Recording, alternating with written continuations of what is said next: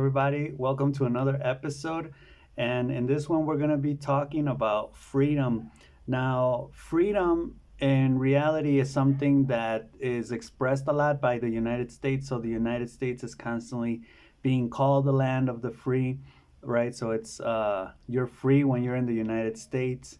And I think this freedom, I mean, if we think about the objective and the end, and the process, I would dare say that in the United States, freedom is not the objective, so it's not the end goal. It's not something that you're working towards, it's something you already have. So the process is free, right? Like you're living, the process, the way you live your life is always free. And I think that's the solution to civilizations, to being able, well, up to what we can understand with our current knowledge. I think it's a pretty good idea because I think freedom a lot of the times is restricted, like in other countries. Like let's say, for example, North Korea, which has a strict regimen, right? And they don't allow people to do many things, so they're not really free. And you could argue that may be a better life. I mean, who knows? But in our society, where you have like some of the resources, some access to like education and some regulations, some laws and some rules, I think it's important to be able to have that freedom. And I want to say that freedom is in a way connected with security, because a lot of countries, you would say, well, like a lot of Latin American countries, excuse me, you could say, well, they are free. You could do whatever you want within the parameters of reason. You can do whatever you want, but you really can't because of crime. You're insecure about doing things, and trust is really big in these type of countries, like Latin American countries, where you don't really trust people, right? So it's kind of hard to get things going. So I've heard Jordan Peterson talk about this before with his guest, and they always mention that trust is the key. That's why, for example, like when they try to establish democracy, like the United States, in Middle Eastern countries, it doesn't work. And I think I've said that before here in these videos.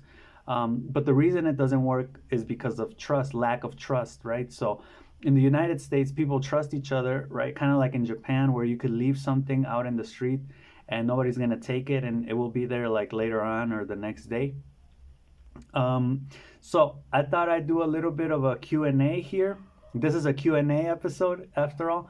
5 questions to kind of get deeper into this freedom notion and how freedom could be the means and not the objective for a country to prosper, right? So the first question says, how does viewing freedom as a means rather than an end foster greater societal progress and individual development? Okay, well, this is big because, first of all, it does foster greater individual development, because that way you're going to be able to do, if you feel safe, which again, maybe I'm mixing these two ideas, but I think if you feel free, you feel safe. If you don't feel safe, you don't feel free. So freedom and safety kind of go hand in hand. But if you feel safe and you're free, you're able to develop yourself as an individual.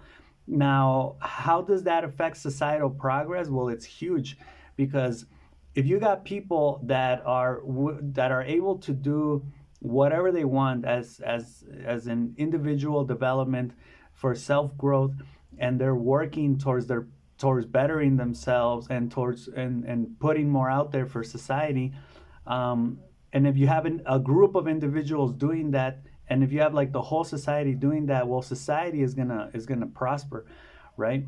Now, big but, right? Of course, if we're talking, you say, okay, well, more freedom. What does that mean? It means people are able to do whatever they want, so they're able to prosper more, they're able to get ahead in life, they're able to grow as individuals, grow their businesses, grow their ideas, right? Expand and, help out society more, help themselves out, all of that good stuff. But like I said, The but is that bad people are still going to live in that society. So the bad people that are doing bad things, of course, that's going to be a really bad thing. But I think in these type of cases, and maybe that's why a lot of countries are like, nah, freedom isn't really the way, security isn't really the way. I mean, I don't know if they can give it. I don't know if their governments can even give it to their people, but maybe some part of them would say no, because if we give people the freedom, that just means more problems, because instead of having petty thieves, you're gonna have like MAGA dudes, armed to the teeth, and I'm not saying that MAGA people are bad. I admire Kyle Rittenhouse. I don't think you should kill anybody, but I admire that he stood up for what he believed in, and but I think that more than for me, it would be bad for the government, because the government's gonna have that on their hands, right? And or like mass shooters, right? Let's talk about mass shooters. Mass shooters are very famous in the United States, and there's a lot of them, and they come from the land of the free. So you could say, oh yeah, they're so free, they can just buy a gun and shoot up people and kill them.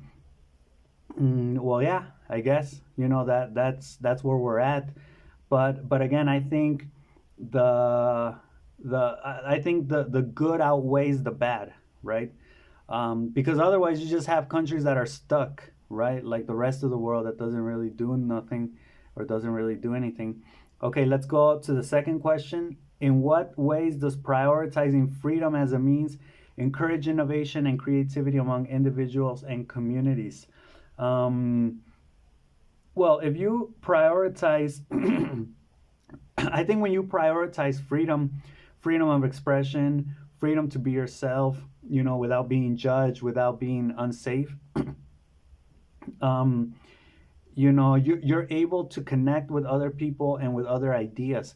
So you're able to not only express yourself, but you're able to intake other people's points of views, and that could even shape your beliefs. And if that shapes your beliefs, that's ultimately going to change your life. You're going to change your lifestyle. You may say, oh well, I heard Tim talk about this diet or this type of exercise, and now I'm doing it, right? Thanks to Tim. So you hear this type of stuff, and it helps you, or you may even engage in dialogue, which I think it would be marvelous. I'm thinking about doing something like that also, because with people that can push back, like you can, I think you're wrong because of this. Oh well, I think you're wrong because of that. And have like a debate in a safe environment, right, where you can expose your ideas, kind of like I am right now, and maybe you can even say, well, I think you're wrong about that, and for me to say, well, explain to me why you think you're wrong, and I'll try to see if I can understand you, or if I can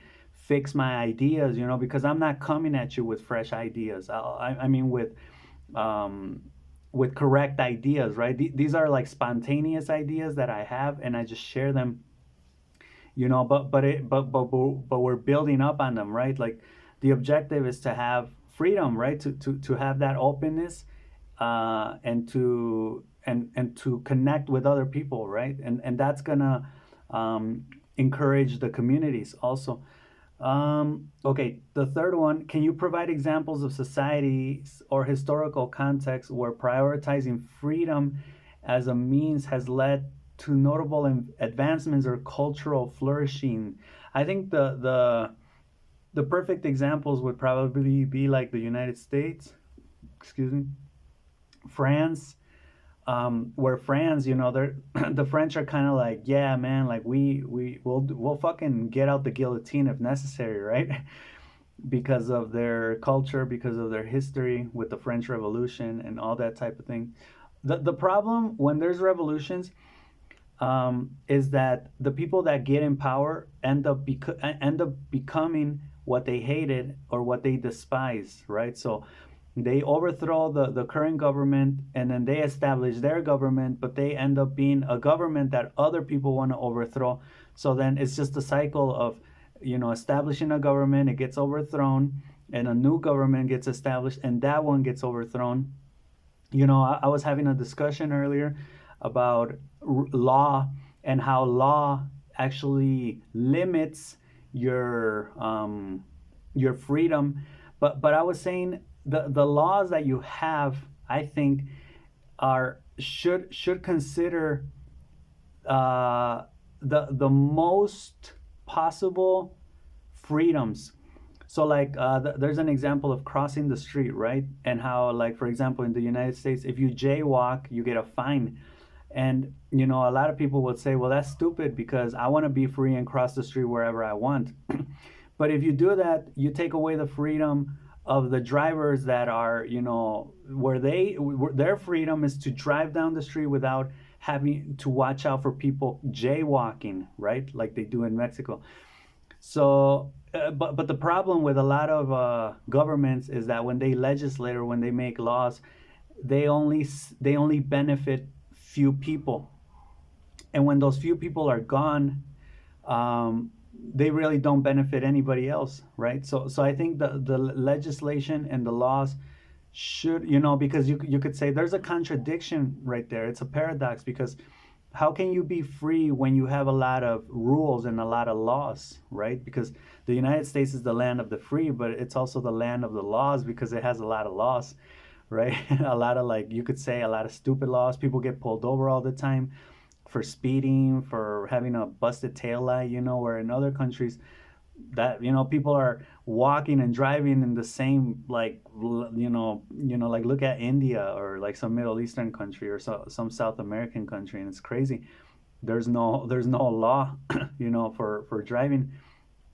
So, or at least the laws don't have serious consequences, like the law, how can I say this, the law doesn't get applied, right? The law is non-existent because even though there's a law for it, nobody follows that. The police don't do anything. Nobody really cares about it. Nothing gets done. Nobody gets fines. Nobody, whatever. In the United States, you'll get fines. You'll get community service. All this stuff, and I think that those laws ensure the freedom of most people, because let's say you're jaywalking that day and you have to, you're like, oh man, I can just cross the street here, but I have to walk all the way over there and cross at the pedestrian crossing, right? But then the next day you're driving, right? And what happens if, like, you get someone that jaywalks and crosses in the middle of the road? You're not going to like that. You're going to want, to not expect people where people shouldn't be, right? Like stupid things like that. But like there's all types of laws that I think ensure the freedom of more people, right, than few people. Like a lot of corrupt governments, like that happens with a lot of corrupt governments, where they'll ensure the freedom of some few people, but not most people, right? They're not really, and it's kind of like arrogant, but you do have to think about, the people as a whole, like the people in your country, the people of the world, right? Like there's that no discrimination law, which is basically applied in the whole world, and like 200 years ago that didn't exist. Even Starbucks has it, where you can't discriminate based on what is it, race, sex, gender, financial stance, or whatever. Okay, let's go to the third one. Can you provide examples? Oh no, that was the third one. The fourth one, okay. How does the concept of freedom as a means align with principles of democracy and human rights? So I think democracy, is really cliche.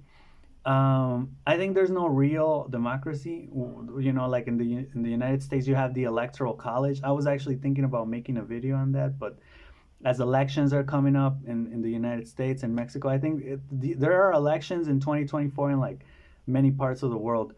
But I think I'm not talking about freedom as as like democracy or politicians or the government. I'm talking more about freedom.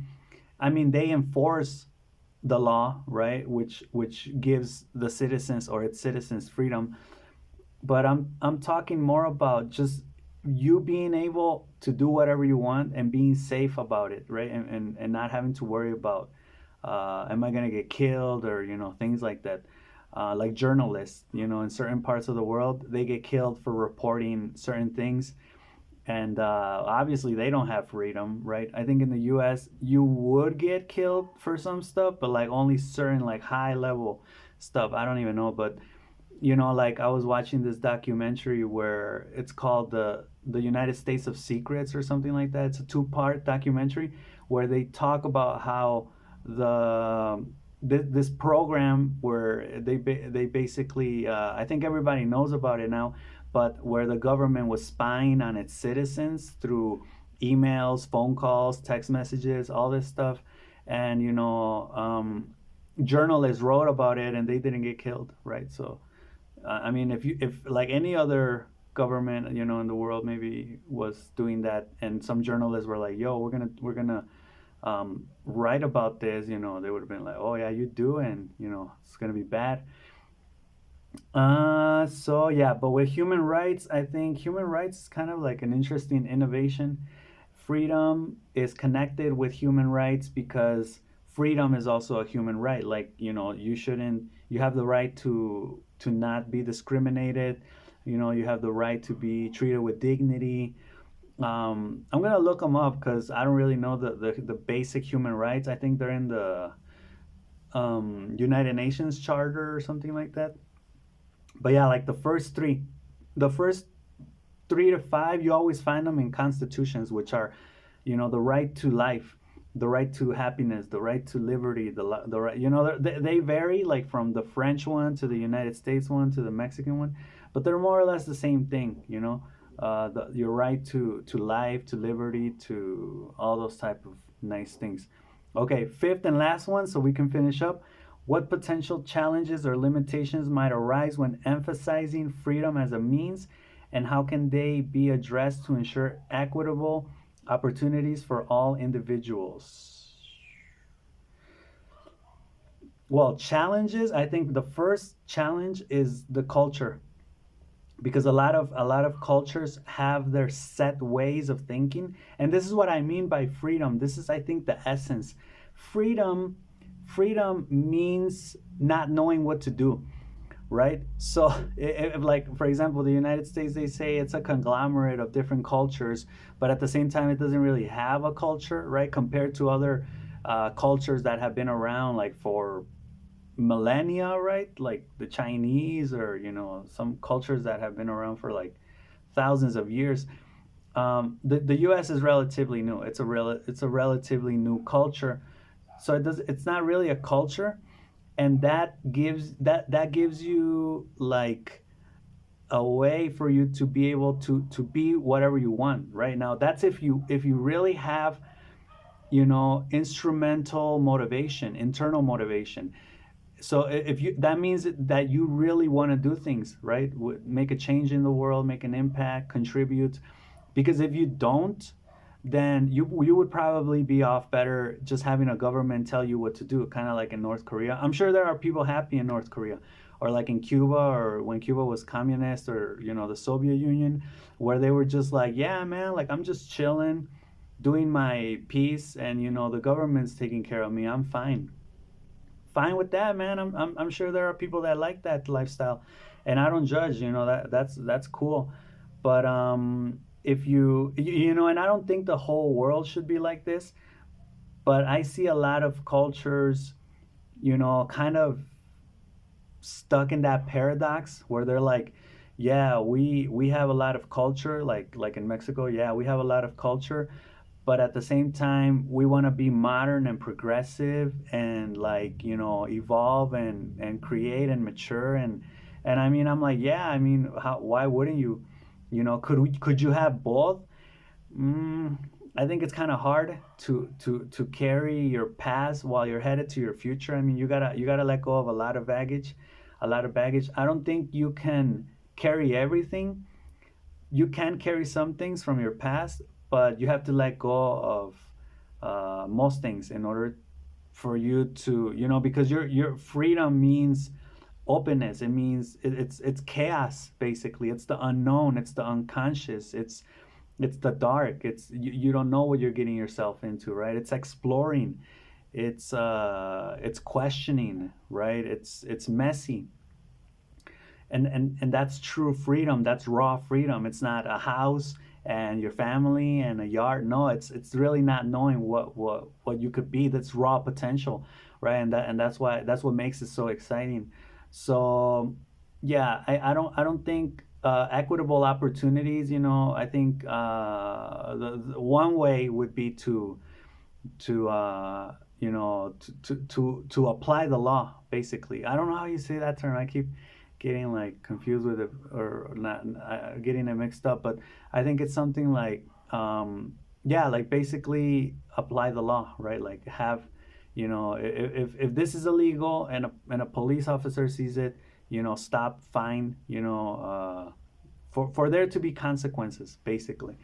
That would be the first thing, to equitable opportunities for all individuals. And then also just knowing that there are parts of the world where people maybe aren't going to like that.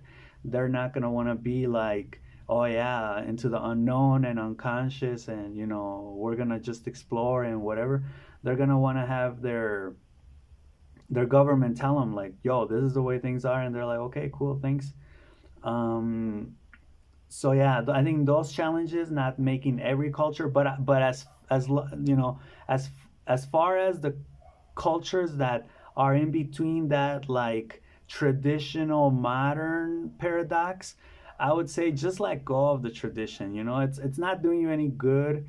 It's not getting you anywhere. It's making you stuck. And the reason is not I'm not talking about tradition in the sense of like, we celebrate Day of the Dead. Like, no, keep on celebrating Day of the Dead. I'm talking more about, beliefs. Like there's certain beliefs that are just, like it's okay to be late. No, no, it's not. Why don't you just arrive on time? Or yeah, there's like a lot of toxic. I believe cultures have a lot of like toxic beliefs that are deeply rooted in the culture, that aren't congruent with the modern progressive vision of the future, right? So that's the real challenge, right? Like, how do you change the culture? One way is through legislation, um, but in order for that to happen, you would have to basically change like the people, um, because the people, it's like it's not like the people in a country are a certain way, and then the legislators or the governor, the government is a different way. No, they're the same way. So if you talk to a person on the street, and you check out how they think and how they view life culturally, based on their culture, a top government official is probably gonna think more or less the same way, because they went to the schools of the country. They interact with the people in the country, right? They're part of the country, so it's not like they're different. But yeah, I think that might be a challenge, right? But yeah, these are just ideas, rant. So I hope you enjoyed the video, and I'll see you in the next one. Peace.